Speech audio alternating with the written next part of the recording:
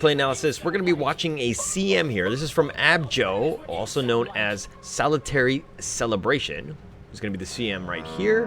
We're going to follow her movements. Obviously, the first 10-15 minutes, see what she's doing right and maybe things that are wrong. I actually didn't see the ranking here. But Abjoe's actually in chat. Let me know what rank this is if you want to say it. If not, it's cool. I get it. This is definitely going to be, I'm assuming it's a rank game. Is it a party game? But of course, we're just going to watch your perspective first 10-15 minutes, and then we'll kind of look at the other team fights as they go on, because the support obviously isn't probably going to be where, I mean, generally speaking, you want to watch the cores, right? Because that's pretty much where the action's going to happen, and the position 1. So this is unranked party, low legend average. So once you're a legend, man. Even in the bedroom. Don't let others tell you otherwise. But itemization, you've only pulled 1 tango. Probably should have gone 2. You got some mangoes, you got some clarities, and so you're pretty much ready to fight. Just spam out all your spells. I like the fact that you haven't actually skilled anything yet. Seeing what the enemies bring into the yard, so to speak. The hook! Found your PL. And he just doppelgangs on back. Shackles, they found the right one. Nice 2-man Frost Nova. He did that blind, but that's fine. And he does have the new Pudge persona there. Not a huge fan of it myself, because again, I don't want to see more Pudge players out there, especially on my team. Generally speaking, they're the worst players in the world, but you know, it is what it is. You've got your ward. I'm pretty sure somebody did click on you, so they do know that you have it, but where are you going to place it? We're looking to trade out with the Shaman. I don't think that's... Okay, the Frost Nova, for me, is the type where, like, I want to hit both of the heroes. Like, that's the value. Second thing is that the Shaman here, the issue is that he has probably the highest, or the second highest, next to the Treant in terms of base damage. So in terms of zoning, you're going to lose that fight, right? If you're going to look to trade here. But you're getting a couple pot shots in here. I like the fact that his name is Yes Ketchup. Saya, it's looking to be a Pudge off lane, but he does have hook first, which is really, as a Pudge off lane, probably not the best first skill to go. Like, I like flesh, whatever it's called, just so that you can start getting some stacks if possible. But okay, you're gonna back up here. You've had that ward in your backpack for quite some time. You missed the first pull, which was 116. You're gonna kind of stick around. You're actually looking at the next one. You're looking to probably do the next pull here. Are you communicating with the team? I'm assuming you're on Discord or something, right? But 146. Let's see if you hit it, or if you're gonna go a little later to catch out maybe the back 2. You go for 146.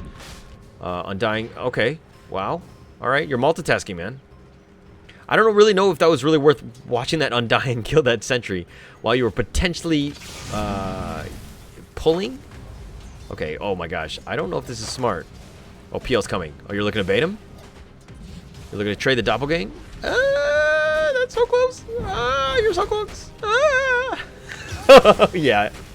Yeah, you had to have constantly hid. You try to hide this and use that line of sight from that tree.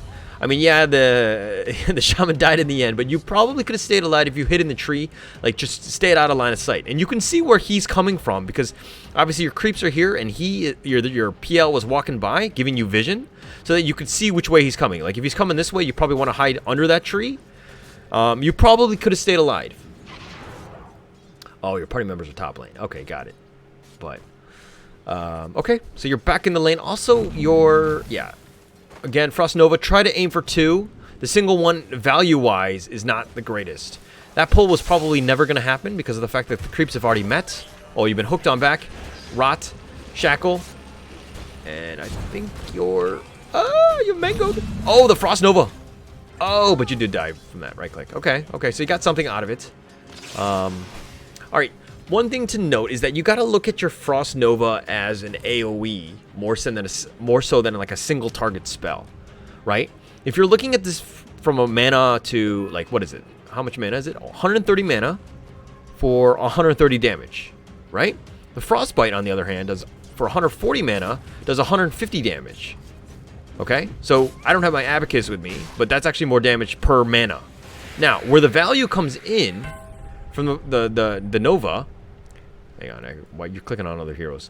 If you hit more than one hero, like if you're doing 260 damage because you're hitting 2 heroes, obviously that's value, right? So if you're going to go with the first skill, Crystal Nova, then you probably want to be aiming and hitting both heroes at once. You don't want to be going for that single target on that Shaman because he's going to win that trade. Second thing is that, for me, if you're going to go Frostbite and Crystal Nova, that means you're going to look for a gank. You're looking for kills. The Arcane Aura, on the other hand, just says I'm going to win the lane for everybody else because I'm going to play a little bit more passively. So, generally speaking, for me, I tend to go with the Arcane Aura because I feel like it helps everyone else out just win their lanes harder. And it's harder to get those ganks, so to speak, especially maybe, like, you got to kind of see the lane. Maybe you hold the point, and then if you can get the gank potential, but I don't know. I think it's just more reason to get the Arcane Aura. You've been zapped here. The hook is going to miss. Woo, you are lucky. You are lucky. You just walked back. Hi, Afasia. How are you, sexy man? You got the clarity. You're level 3. You're 1-1-1. Cool. Cool. That's the way to go. But you're a little bit late to the Bounty Rune party. Mind you, you are invited, but you got to be on time, man. This is late. I always look at Bounty Runes as ice cream, as free ice cream. And you need to be the first one there. If not, you're going to get sloppy seconds. And who wants sloppy seconds of ice cream, of all things, right? So some things to note, please, like, you got to time yourself. You got to have that internal clock. Always look at the clock. It's the most important thing. Like 450 is when you should be looking to stack and move into position so you get that rune.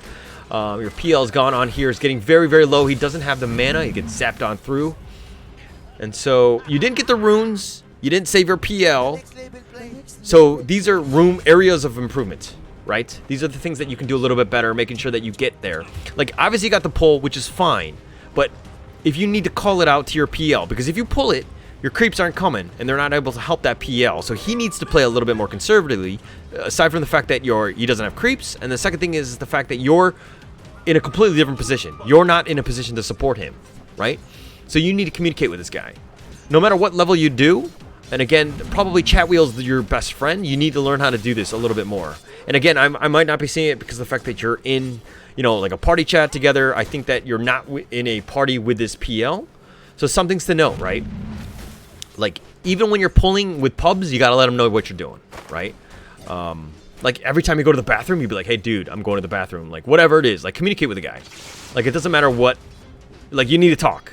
Pub or no pub, like, if you want to win Dota, this is like playing basketball or some other support without actually talking to the guy. You know what I mean? Like, how does that work? Like, how do you be like, hey, pass me the ball? No, like, yeah, I'm not gonna say anything, or, whatever it is, like, defend that guy, whatever it is. Like, if you're looking at sports, like an esport as a support, you need to do the same thing. And talking helps out.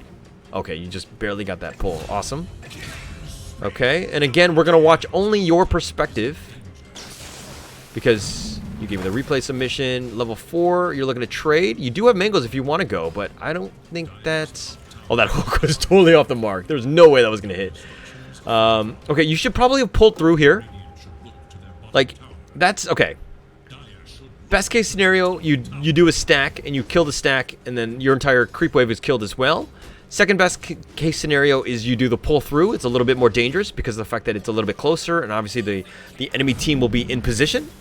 The third one is just doing a simple pull, right? And what you just did was the simple pull. Obviously, it's better than not pulling at all, but if you really want to win the lane and give your team the best chance, because if you don't, if you do a single pull, which you just did here, the lane is going to push. Look where the creep wave is, where your creeps are. This is, I mean, yeah, they might not be able to get last hits, but at the end of the day, the most important thing for these guys is getting XP. If the creep wave had been pulled here and had been killed by a stack camp or the pull through, you deny that XP so that these guys are going to be like literally a level behind, right? He might not be level 6. This guy would definitely not be level 5. And your PL, once he's got that level advantage, then he can kind of snowball because he has the level advantage. He's going to have more items. He's going to have more XP, all of that. So all of these little things that you do, and this is why supporting is important and making sure that you're doing the right thing and you're continuing to do things that really help your team. So this simple pull right here, another good thing for this is that you kill this creep, this camp. Oh, you let the shaman get it. Oh my god, these hooks have been terrible. Oh, Oh, he actually pump faked the cleave. And he's going to actually back on up. Let me know what your thoughts are in chat about what you think about this, the new Persona thing. Afasia, you crack me up. All right. Nonetheless, by the way, Afasia is another streamer. Please do give him some support. Give him a follow and like as well. I believe he's in Finland. Correct me if I'm wrong, Afasia. And aside from the fact that you have a very cool name. But Tusk is now here. I think that this was the mid Tusk. And he's only level 7. He's been hexed on here. The snowball's coming through. He probably should have brought the PL. The shards are going to block him, or at least detour him. And that kills the Pudge there. Nice little rotation there. You do secure the kill. I'm okay with you stealing the kills. I do it all the time. On accident. No, actually, I try to give them to my teammates, but it doesn't always work out that way. Nonetheless, PL here does have treads. 10 minutes, 9:50, right? This is the time where you got to be thinking, what is the next thing? I got to be securing runes. You've actually killed the Pudge as well. So, I mean, yeah, it'll probably be TPing in, but you need to get here fast. Okay, you do. All right, good. Good, good. All right. Level 6. Okay. Gotten both runes. Good. Sneaky. Been zapped. Hexed. He's wasting a ton of... Oh, he gets you with the shards and the wards. He's dropping a lot. He could have saved you. He could have saved you.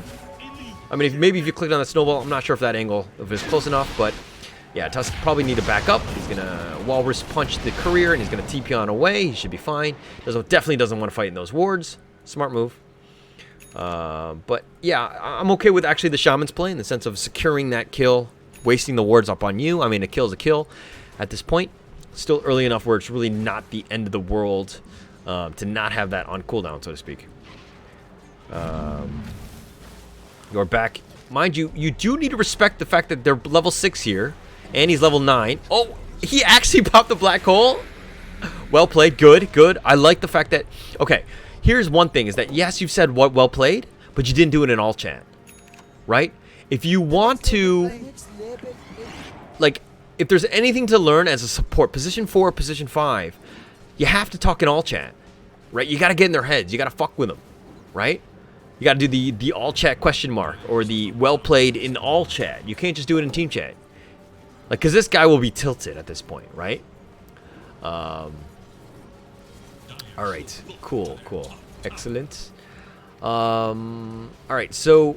Enigma's here doesn't really have black hole, so there's potential for a gank here. Tombstone has been committed to the mid lane. And they found a nice Walrus punch, but the gyro, slowly but surely, you're doing a little bit of damage.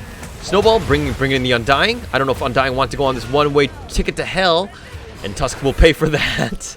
The Undying is going to back up now. Okay, through that all, why would you fight and not use Golem? Ravage is going to now be used. Flesh Golem is now as well. The Soul Rip's going to do a lot of damage on that Drow, catching him out even with the Decay, and that turned into a really good team fight. And Tusk goes down 4 for 1 there. I feel like the Golem usage was very, very slow. Like, you should have casted that a long time ago. So if this is your buddy, let him know. Like, when the Tusk is going on in, like, the Flesh Golem, the biggest buff lately is the fact that, like, every time he damages the guy, 25% more damage, right? Well, just look at this. The damage amp is 25%. But you have to trigger it by hitting the guy. This is different from previous patches where you literally just have to be next to the guy. But the fact that he didn't even cast it is silly, right? Like, it provides so much for the Undying. The fact that he's buff, you know, he's, like, tankier. He's, like, just everything is so good. There's no reason not to use the Flesh Golem at that case. Missile hits on the turret. He's been pulled on back. He's going to be cleaved right under tower. Tried to heal him with a Soul Rip. Decay onto 2, but it's probably an all-out retreat at this point. You do have Freezing Field, but you don't want to fight into this, especially with the missile being tracked right onto you. You're just going to tank it. And yeah. Shot to the face. A little bit of barrage. Tombstone on the high ground. Shackled up on the PL. And the fact that the gyro, okay, did end up killing the Tombstone. That's fine. The Doppelgang, but he's going to actually walk up. He doesn't really able to fight. You've got the Freezing Filter for the low ground. That's fine, but you do need to be careful about the wards, who will do a lot of damage to you. Backing up here, the PL is going to get hit. The nice hook there makes it very easy. The shackle as well, but I don't know if that's the right guy. You got the cleave. Okay, I guess it is the right guy, because considering the tide wasn't going anywhere, he was a bit low. So yeah, he falls down. It falls in the end. Makes it really easy to make those hooks when they're like stunned like that. So do need to be a bit careful. Itemization. Okay, the snowball in. Pudge, why is he sticking around like that? Yeah, he's going to die for that. That's fine. Actually, Aphasia, you're late to the stream, but I actually did a replay analysis with Undying just earlier this game. You can catch that one on the YouTube. On YouTube. But yeah, it was a ranked immortal game on that Undying. Position 5, so you can just see kind of what he did really, really well. I think that there's a lot to learn from that replay.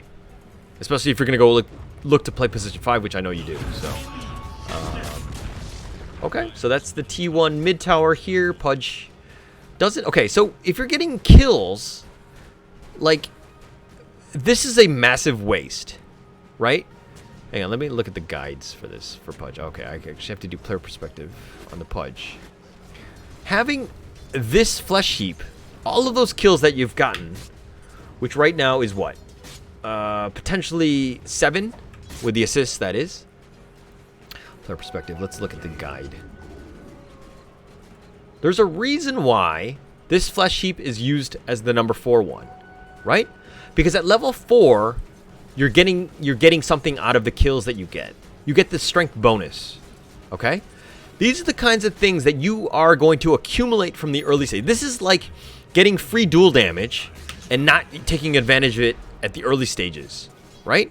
This is a huge mistake, not getting at least 1 value point so you can start collecting flesh heaps. He still gets it if he gets flesh heap? Really? Really, Sauce? I didn't know that. But Black Hole catches out onto the Tusk, is there, and you've been surrounded by the wards. The Ravage is being used. Sorry, I'm on your player perspective. This is super annoying. Hang on. Where's my mouse? Free camera. Okay, here we go. And he's going to die. The Enigma goes down. It's 3 for 2 so far. The Gyro trying to survive. But, okay. As opposed to, like, is the damage the big thing for the Pudge? Watch where he skills it. Hang on. He's skilled it now. He's level 1.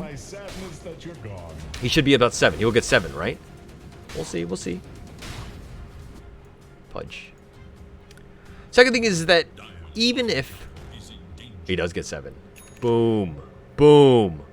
But, okay. To counterpoint it. All right, so you don't get the flesh heap. So I'm incorrect. That's fine. But why would you... Like, the value from level 1 to 4 of Meat Hook, is it worth 4 levels of this before your first level of Flesh Heap? I don't think that is. Right? Because even if you get level 1, you're still getting some sort of bonus from this.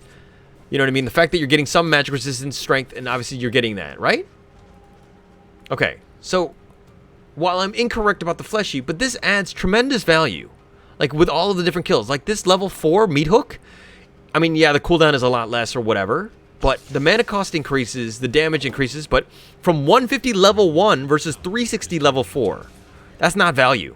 Cast range is the same, damage is obviously a little bit higher, but it's really not worth it. I don't, like, okay. Again, I'm going to stick to the guides. Something that I've preached a lot on my stream is that if you're looking at guides, man, there's a reason why this is 53 million games and 86% like this, okay? Try to not outthink these things, right? There are times where getting a specific skill or whatever, like I talked about with the CM earlier, about how maybe you're looking to secure a kill, and so you need that second skill to do it, like with the Frostbite or whatever. But generally speaking, the cookie cutter guides are a good start and the way they should be played. Cleave in, catches out the PL, he does die. Yeah, fighting by yourself, no Ravage. That was actually really dangerous. Yeah, that was not good. And second thing is that, okay, CM has that potential to farm on her own very quickly.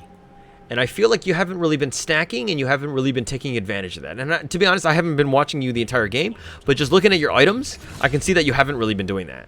Like, you could literally be killing creeps. Like, Frostbite this guy, Frost Nova this one, and then just killing some, you know, stacks before, like, even when you're rotating. Like, Crystal Maiden has that potential to do that. She's strong enough where she can solo. She's a strong, independent woman that needs no man in her life to farm simple jungle camps. Okay? So I hope you learned something from that. Undying. I don't even know why this guy's got Flesh Golem. I'm assuming he killed Enigma through it. But okay, that's good. A little bit more farming. Tusk is really behind. I mean, he was your mid, right? And he's gone back to, like, really, really low. Let's not make fun of that guy. Gyro here is drums. Just gonna go... Okay, that's fine. Do need to be a bit careful. Yeah, you have amulets here. Whoa, you got your haste. You just literally ran into him. And he just... Okay. Blocked it out with a nice ravage there, but maybe save for the black hole. Okay. The black hole is potentially there. He's actually retreating. He's going to go for the gyro. He's going to barrage on forward. The black hole's coming. The tombstone's there. He's going to catch us on the black hole. Would have caught out two, but he's going to instead do that. But the freezing field is going to actually kill the Enigma. Nice freezing field. You were very patient with that. You've been hit by the missile. The gyro is looking to kill the tombstone. Can't even do that. Yeah, I probably should have ran. I mean, I don't think there were enough zombies yet where it should have been an issue where he could have just literally backed up. But 20 minutes here. Shaman does have Blink. And he blinks away. Okay. Okay, that's fine. Space created. I don't know about this whole rotation. Like, you saw the Shaman blink here. Meaning that, like, and this rune was gone. Generally speaking, he probably would have gotten that rune already. So this rotation mid, obviously you're pushing the mid lane, but I'm wondering if just sticking with your Tusk was the better thing. Just to kind of push that out, create a little bit more space. But moving that forward, nonetheless, you're going to push out the mid lane. And man, your right clicks are just so pitiful. You're like tickling him. And you didn't even get the last hit, mate. Come on, man. Anytime you're given the chance to farm a creep wave, you gotta make sure you gotta make the most of it. By the way, this PL's like dying a lot. Alright. So Blink on the Enigma doesn't have black hole yet. But you found the gyro who literally just walked up the high ground. Snowball, bring in the Undying. Nice shards there. Into the call down. It really doesn't matter. Yeah, it takes off on all of them. But that was actually a nice kill. And this is very dangerous. Like, he saw the Tusk. Walking up to the high ground is, like, super dangerous. Like, that's a recipe for disaster, and you see why, right? Like, literally everybody's walking. One thing to note about this Tusk, though, is that if he's going to snowball, you got to start clicking on everybody else, right?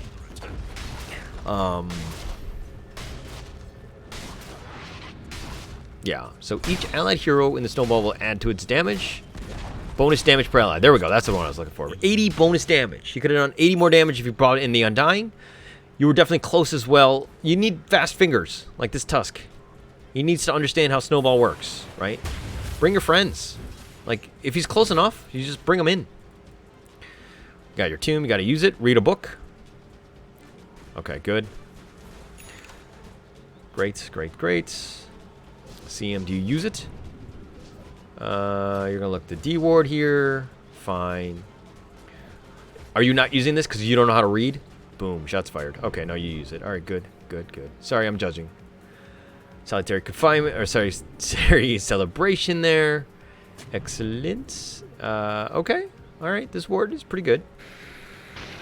It's not the most standard of wards, I would say. I mean, people see it now, actually. Because generally speaking, like this one's high. Maybe up here, depending on where you are. More defensive, but this is probably going to not be dewarded as much. Shiva's next for the Tide. So what is your team doing in terms of initiation? Right? Like, you have the Tusk who's going to, like, yeah, he can snowball in. But I'm feeling like Tide probably should have gone Blink.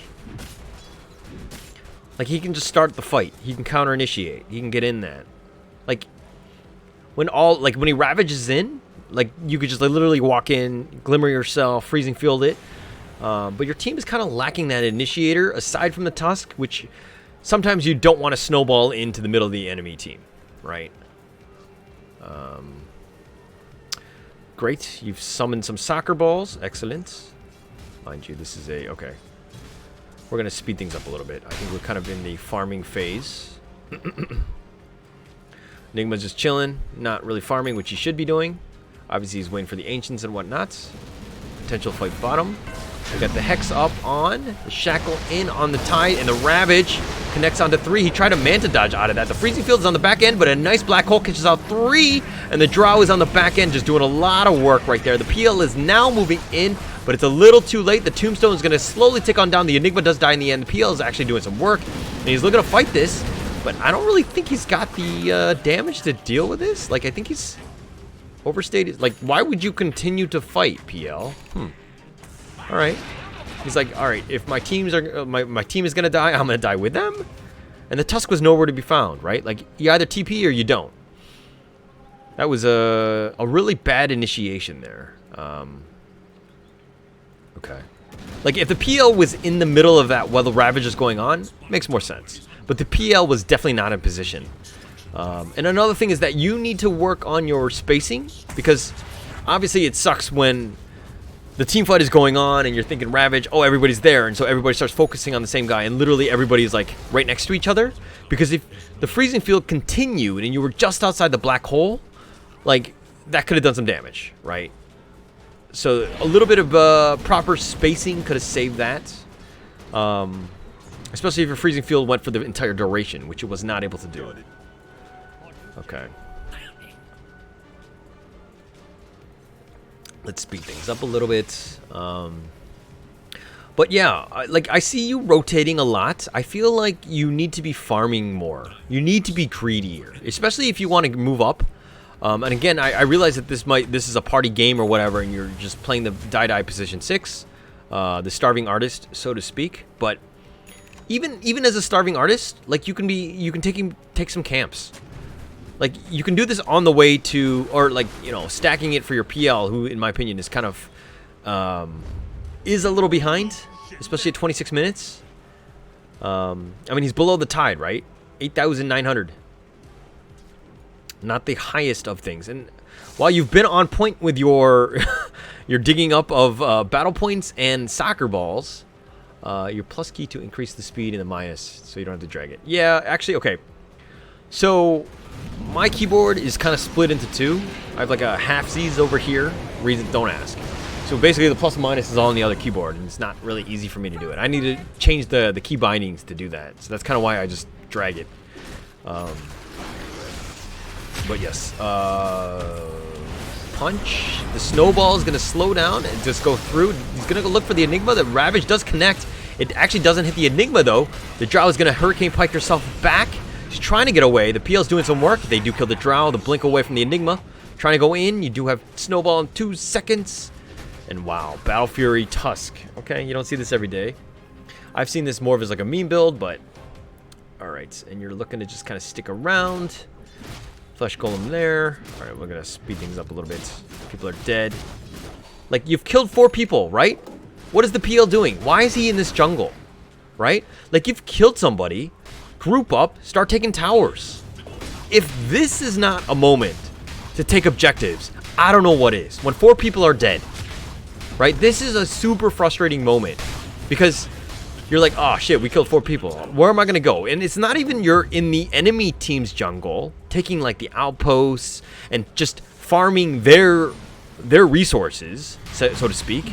And then when they start respawning, then you back up and then you take Roshan, right? And then when you do that, the Dire are coming here and they'll be like, oh shit, all of these camps have taken. Or I've been gone, right? Like, so this is why you do those things. Wait, what? Yeah. So, hang on, I'll show you. Basically, alright, hang on, I'll show you. Hang on my keyboard. I have one of these, can you see this? I have a half Z keyboard. So it doesn't have the plus minus on it. Right? So this is when I type with my second one. I have a second keyboard on the bottom. Basically, my desk is too messy. I've got too many gizmos and gadgets. One of these days I'll show you my my studio or my desk, but not at the moment. It's just too cluttered at this point. Alright, PL here does have Aegis, which is fine. He's going to get hard up on next. He has Manta Diffusal, which is great. The hook is going to be off the mark. Nice gust back. He's Gonna buy a little bit of time. Pudge is gonna be glimmered forward. The Hex is there, and that is a fast walking chicken. There's not gonna commit for this. Okay, he is. He's gonna snowball, but the BKB and the wards does catch out 3 on the high ground. The Enigma is still fine with that BKB, but that seems a bit wasted. He's looking to back up, and BKB's now off, or on cooldown, that is. Golem and Totem have now been placed on the bottom. But a lot of spells were used, but really no fight. I mean, obviously the gyro had been killed, but it's going to be kind of difficult going up the high ground right at this point. I feel like that was a wasted tomb and golem. That was a little over anxious, I would say. Okay. Undying has the tomb. That's fine. CM here. Okay. Let's just speed things up again. But yeah, you've got an advantage. Like, gyro was dead for 22 seconds. You didn't get anything out of that. Like, these are the moments as well where even as a support, you gotta be like, hey, let's gather up. Let's just group up, right? Like, not group up so that we're like in perfect black hole range, but like group up. Like, somebody, like if somebody's sieging here, somebody's high ground, somebody's like moving here, somebody's in the back, in the trees, whatever it is. Shackle here on the Undying. Yeah, he's gonna die for this. He's got nowhere to go. Sentry. Okay, they'll know that there's a sentry here, because obviously they saw him because he tried to glimmer away. But gyro is back in action. Let's speed things up again. Just a little bit more farming. And this is what I feel like things that can be improved, at least this level, is that they're so focused on just jungling. You know what I mean? Like, there's got to be a rhyme or reason to how you jungle. Right? I saw an interesting video by Leon Arthur. He's on YouTube as well. He's and he talks about like the triangle. He talks about more from like a basketball perspective, but he talks about this jungle here and this jungle here as being as certain areas that you farm, and you pretty much just constantly take the waves in both of these. Right? It's an interesting video. I definitely suggest you check that out on YouTube. Go see that. But basically, you control the map because you're controlling these 2 lanes. You let this one push, or whatever, and then you TP with like a BOT type of hero or Ember style to just kind of fix the top lane. But you just constantly push them in. And if you take away this jungle and both of the lanes, the enemy team, in the Dire in this case, really have nowhere to go. They don't really have any place to farm. So you can literally choke them out. What you guys have done, and what I feel like a lot of pub Dota, is that people just back up.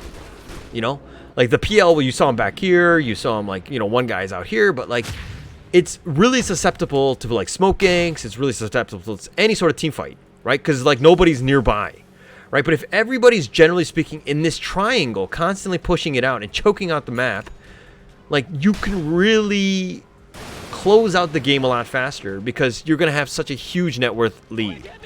Again, it's Leon Arthur. Yeah. Yeah, oh, totally. And this is why, Aphasia, Dota is one of those games where people can always improve. Yeah, there's actually a ton of good videos out there. Like, definitely. Please check out Leon Arthur's Dota, his triangle thing. I think he does a pretty good job of explaining it. It's about 15 or so minutes. It's definitely worth your time. But it will help you close out games. I think that, like, people need to understand how map control works, how vision is just super important. Right? If you control the game and you control where the enemy can go and farm, and you just, you know, do it over a course of the game. If you own 80% of the map, let's just draw this one out right here. Like, if you control like this much as a Radiant team, or even this much as the Radiant team, sorry for my terrible lines, like, you control the majority of the map. You're going to get most of the farm, right? So no matter how long the game goes, you're going to get at some point a critical mass where you're just going to outnumber this. It's not going to be this like 50-50 1k net worth lead, which is like really back and forth. Like, you could technically lose this game if you lose some team fights, you don't have buyback. Like, you leave it up to chance. It's a coin flip, right? Like, basically it's playing like rock, paper, scissors, and you have you can do the scissors or you can do rock, right? Those are your 2 options versus, like, you know, his simple like paper or whatever, right? Like, you control everything. If you own 66%, 70% or whatever it is, like, you're going to win the game because he can keep only throwing out the paper, Okay? Sorry for my bad analogy. Alright, we're going to speed this up because, again, this is why you guys are struggling to close things out. And look, because you've given up all this space, they're just 5-man it, they found you. Yeah, they're just going to kill you. And the dust is super late after you're dead. Okay, I think they wanted to CSI your dead glimmered body, and they're going to get more out of this. Hex here, he was looking to Ravage, but yeah, I mean, you got a 5-man Ravage, but really, why don't you have buyback at this point? Like, you had all that control, and the black hole's nicely used. I mean, you might as well secure it on the PL. He's got nowhere to go. He's going to save the... no, he's not. He's going to die here, too. Okay. Right? So, again, one really out-of-place CM, right? The fact that you weren't controlling the map properly. They decided to group up, and this is like a textbook case of how you can throw the game. You were winning. I mean, you were winning in terms of the map control, right? But you didn't take advantage of it. You weren't really closing it out, right? So let's just speed things up. And another huge mistake. After 25 minutes, you got to save for buyback. It's unheard of at this point. Hang on. Leon Arthur. Yeah, let me type it out real quick. How do I type it out? Hang on. Yeah, here we go. Leon Arthur. Dota. He has something about the triangle offense. Triangle offense? Yeah, I think he said triangle offense. But nonetheless, it's a good video to watch if you're doing it. If you're holding contested ground is risky. You're right. But the thing is that here, if you control this, because they literally were 5-manned it, and they walked up, and they didn't even use smoke, of all things. Right? If you have one guy here, and you have literally your entire team just farming these camps, and like pushing out the lanes, like, you're going to see this, and then yes, this person might be gone out, but all 4 of those other guys are going to be here, and they're going to be able to just kill whatever comes in. So the safest thing that the Dire team could have done was taken out these type of camps, pushed out the top lane, but you only have 1 wave versus the 2 lanes of creeps, right? So it's about map control, understanding how this vision works, and the fact that, like, if you're looking at vision, hang on, let me just do Radiant. Look at how dark this is, right? They had the Dire team completely pinned back, but lack of wards, lack of vision, and like this game is completely up in the air. At this point, you've just simply lost the game because you've lost the vision war, right? All right, okay. So it's actually like, why are people not buying wards at this point? Is it because you're like, oh, after 30 minutes, wards aren't really required? No. Wards are super important no matter the game state. Yes, they're easier to deward because some probably has a gem. Obviously, map control can kind of change. But if you're controlling objectives and territory in the proper manner, and you completely focused it out, like if you had a ward here and you were farming back here, you have this much time to see that entire movement. Basically, you know what I mean? Like, you give yourself time and that awareness, like sonar, right? Like, it's a huge advantage in war when you see planes that are coming, right? Like, you know how many planes are coming, you know what's going on, how the enemy's gonna move. It's the same way in, like, Dota, right? That hook is gonna completely miss the gyro. He should be fine, he's gonna BKB, but BKB was now expended. And now you have a bit of a window. You can either look to take Roshan, because they probably need a backup, wait for that cooldown to come on back. But yeah, you're going to look to take Rosh here, start with the Shivas, that's fine. Taking the outpost, good, taken away. Your Pudge is slowly moving into position. Found the Undying, he was looking to just ward, he gets Yuled on up. Okay. Alright, Black Hole onto 1, but that's... oh, nice snowball save. And he does have the Ravage? Oh no, he's already used it, okay. Alright, so you've looked to turn that fight, good. Woo, the Tusk with some damage, doing some work with his Battlefield Daedalus Desolator. And that's a team wipe, really nice. Good, I like the fact that you're farming, good. And looking to turn this into a Roshan fight. That was a 5-0, holy crap. Okay, I'm actually surprised. Okay, one thing that I didn't like, let me just rewind this. I don't want to go too much further in this game. But I just want to say that this Enigma, in my opinion, kind of fucked up.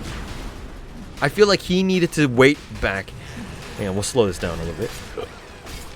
Like, this one is fine. The Yules, the Drow shooting from afar. Him blinking forward for that mini stun. Not worth it. The BKB, or sorry, the Ravage was used, and he only got a single person. Like, if he waited a little bit longer, maybe cast the Black Hole here, caught out the PL, and might have been better. Right? The fact that he completely fucked it up. Now this fight is there, and they don't care about grouping anymore, and it's a matter of this Tusk just doing work. Look at how many right clicks damage. He got some serious damage with that. All his items. All right, let's speed this up again. All right, so yeah, you can finish that. 16 inches, blah blah blah. Right. And then yeah, and that should be game, I think. Yeah, no buyback. This is a cardinal sin, guys. Cardinal sin. Gotta save for buyback. Okay. Yes. 100% right, Fascia. 100% correct. Like, if they're not willing to just group up and to look to fight that actually could have protected your gyro, your drow in the back because of the fact that he's doing that. So, all right. Nonetheless, thank you for that game. That was actually a pretty good game. Solitary Celebration. Thank you so much. Yeah, if you like what I'm doing, obviously I do these replays every single day. You can find me on my Twitch, Holler TV. You can find me on my YouTube as well, same thing, Holler TV. My name is Holler, and I'll catch you guys next time. Please give a like and subscribe, and I will catch you guys next time. Thank you so much.